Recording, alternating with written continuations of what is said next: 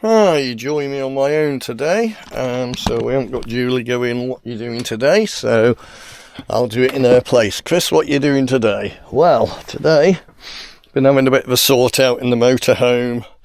Ready for Thursday when we head on out on our journey over to Calais and the campsites we've booked around there.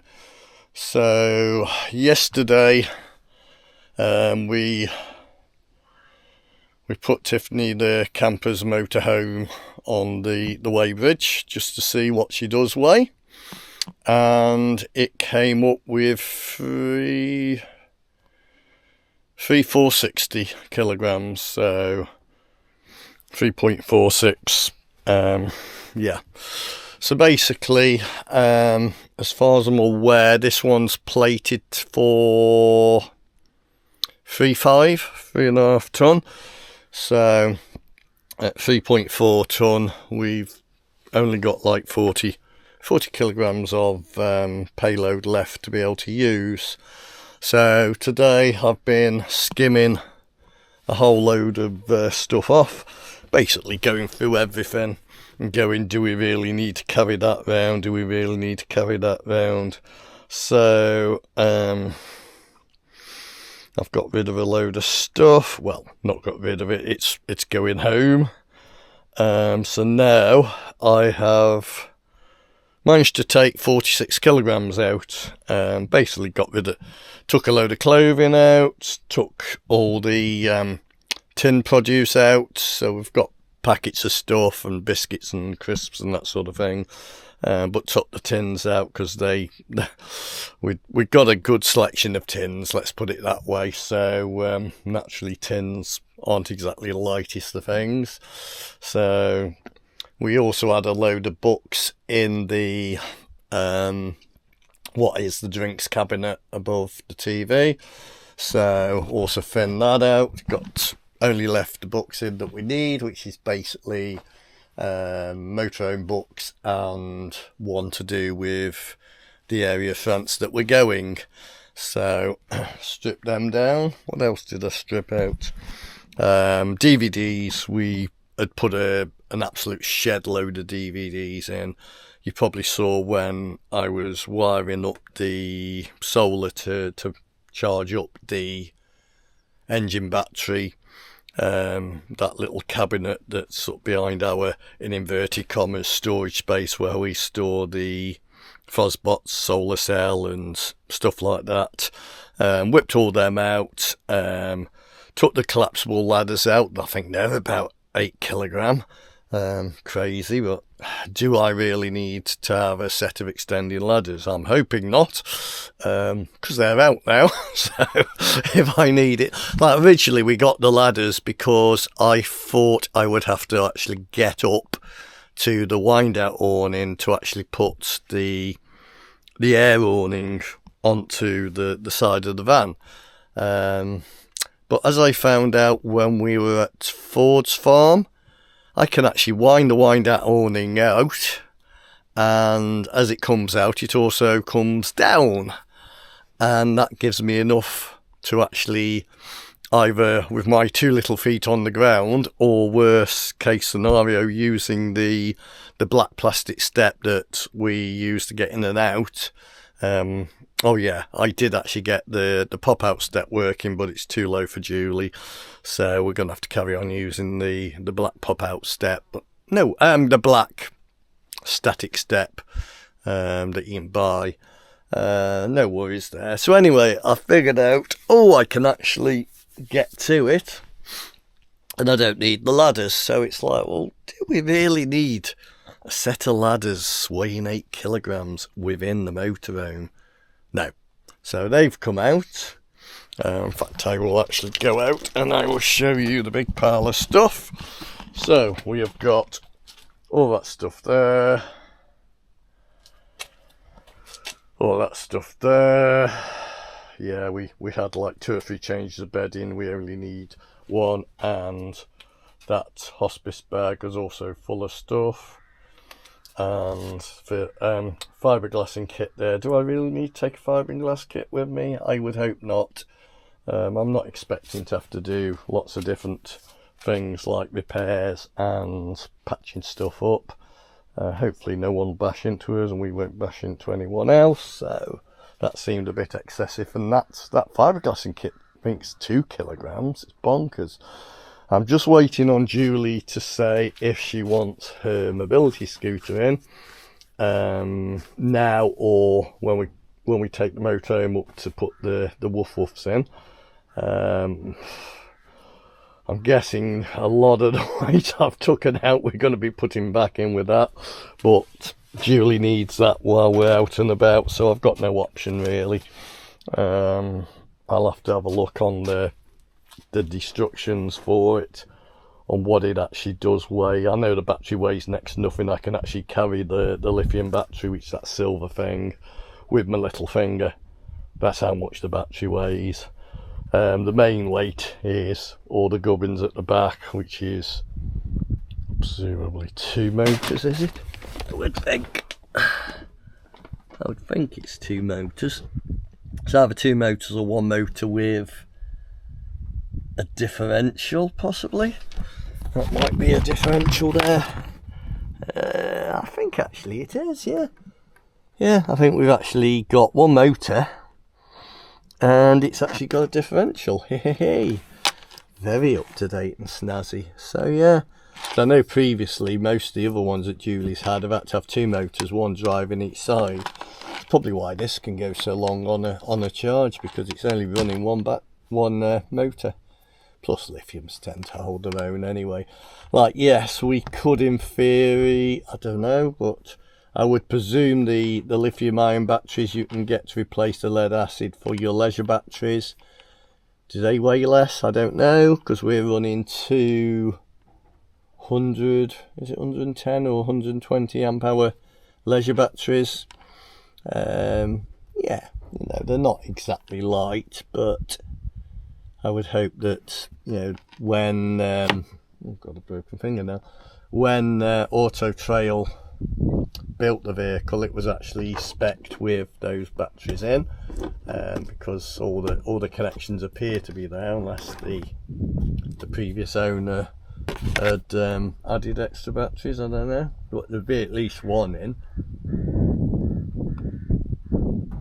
But sorry, I'm chewing off this broken nail. But the all the connections are there for 2 batteries, and it looks like factory wiring, so I'm presuming it would urge you on 2 batteries.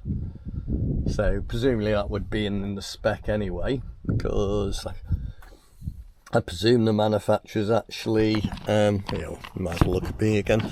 I presume the manufacturers actually spec the vehicle's weight on the standard gear that they expect it to have in. Oh, just noticed the lens could do a clean. That they expect the motor to have in, that they actually put at least 1 gas bottle in, they actually put the batteries in.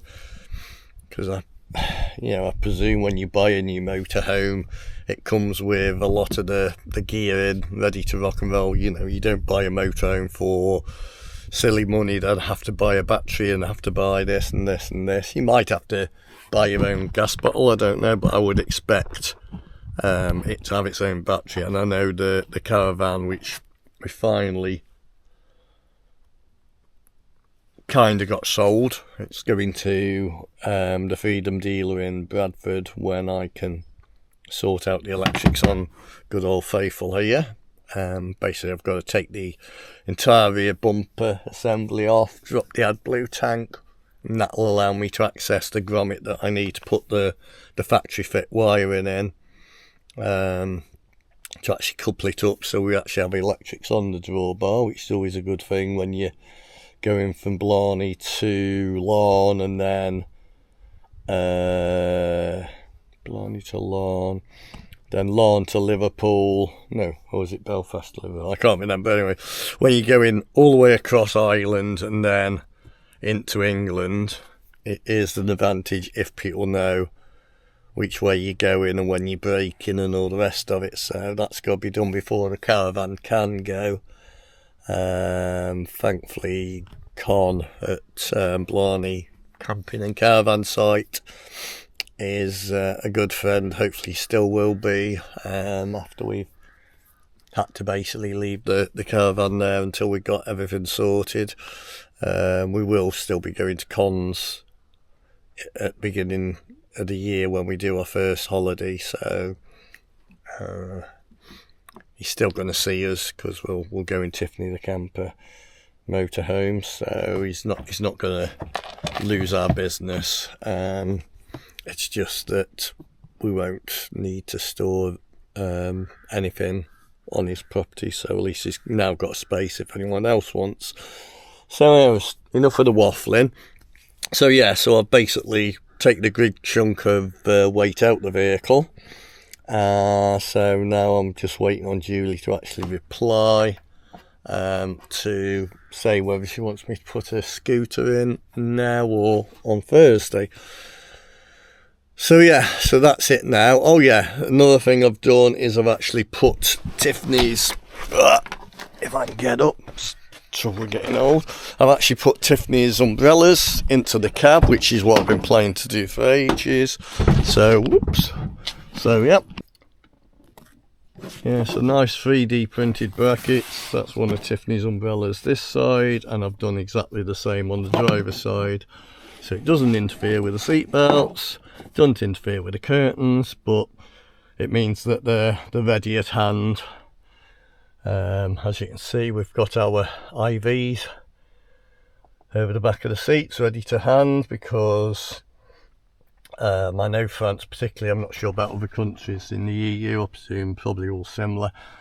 If you do have a breakdown, you have got to be able to put your high vis on before you leave the vehicle, so it needs to be at hand. And we've also got under there, can't really see, but we've got the approved flashes, and we've also got some more over there, so little flashing lights. One of these, or both of these under here, have actually got the data chip in as well. Let's turn around again. I've got the data chip in as well, which I think you only need for Spain, but if we've got them, we've got them, and we don't have to worry, because I dare say at some point when I'm starting to retire, or when I've actually fully retired, Spain would then be a possibility as well, because we wouldn't have to be going, oh gosh, we need to be back for work, and we'd start using the appropriate period that you have on the Schengen area. So we could actually do some mega trips and give you some mega footage, hopefully. Right, so that's it for now.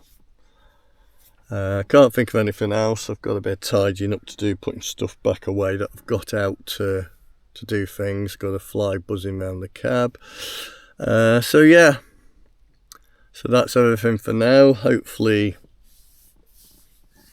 we'll have a good journey on Thursday and Friday. It will be recorded.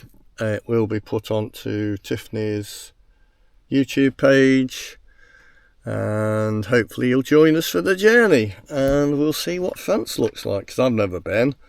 Apparently Julie's been in a previous relationship, presumably with a caravan in tow, I don't know.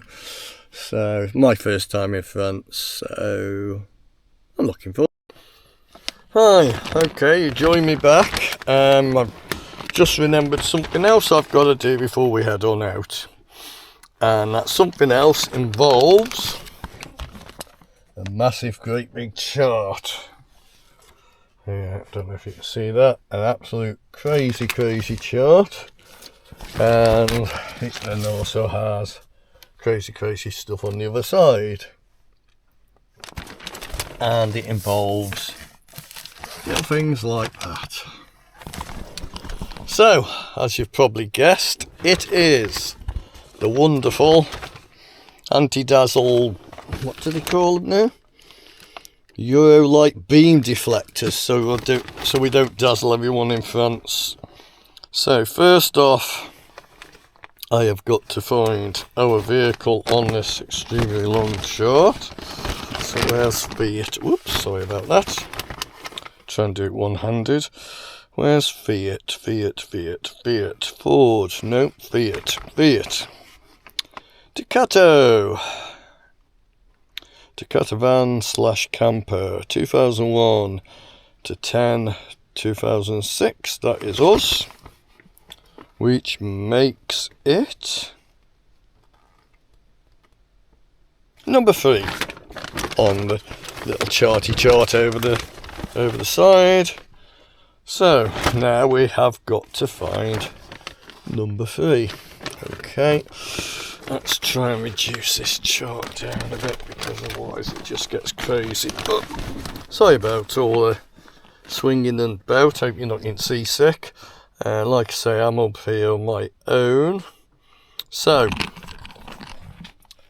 number 3. That's what number 3 looks like. So what it is saying is driver side and passenger side. Oh, I actually put a tick on it. We must have looked at it before. So the dip beam bulb, let's get back to the chart. Dip beam bulb is that little yellow dot with the red dot inside. So what they are saying is the round part of the Eurolight deflector thingy sits just down from that. What I'm hoping is the fact that I have got, hang on, try again, I've got the car parked up slap bang in front, that in theory I can put the lights on, put them onto high beam, and then hopefully the little swatch that goes up, I can see that, and then I can place the deflectors to cut that swatch out, because basically what it is we drive on the left, so the kick out on the headlamp is to the left. If you drive on the right, then if your vehicle is already a vehicle that drives on the right, the kick out's to the right. But if you can imagine a UK vehicle, or must say UK registered vehicle, we live on the Isle of Man, but it's the same principle. Basically, if you drive on the left hand side and your kick out's to the left hand side, when you go to a country that drives on the right, the kick out is going to be slap bang in the face of the poor driver coming the opposite way, hence these beam deflectors. So I'll just stop it there for a moment while I get everything ready. I've already cleaned the headlight lenses down with isopropyl alcohol, so there's nothing on them that will stop the deflector sticking. I think what I'll probably do is light the engine up and get the lights on, and then probably hopefully show you the kick out on the back of the car, and then me messing about, and hopefully you'll see the kick out disappear. Right, hang on a moment and we'll come back shortly. Right, I'm not sure how well you can see that, because we've got a nice sunny day, so you probably don't want to see that at all. But basically we've got the kick out here, probably not very clear. So this has got to be positioned. Hopefully that's removing the kick out. To me it doesn't look like it is. There's the kick out this side of the window.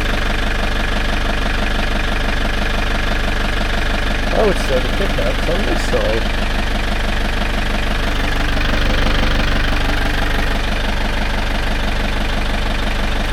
The problem is we're dealing with a nice bright sunny day. Let's try dropping the tailgate, see if a black surface is better. Yeah, the black mucky surface at that. No, that's worse. Can't see anything on that. I'm wondering if this is a job we're going to have to do on an evening when the light's not so bright. So I want to get it right. It's the last thing I want to get fined in France because we're driving along blinding everyone. Quite an impressive front end, as you can see. We've got the additional high beams there, and we've got the halos, which the centres become fog lamps, but